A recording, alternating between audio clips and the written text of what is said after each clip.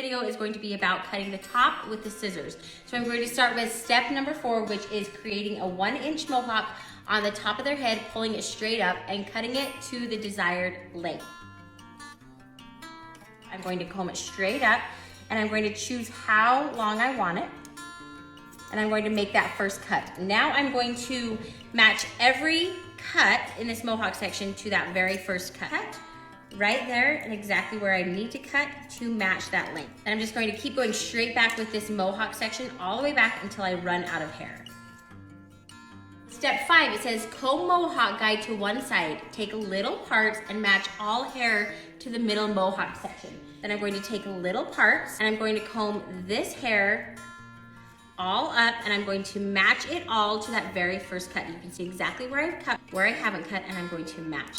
Then I'm just going to go all the way back on this side, taking little parts like this instructions say, match all to the mohawk section.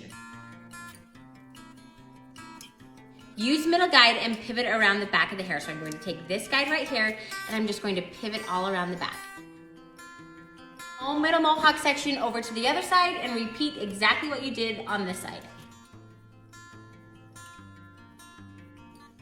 We've now just done steps 4 through 8. That's really all there is to cutting the top with the scissors. Make sure you watch the next video to learn how to blend the sides into the top.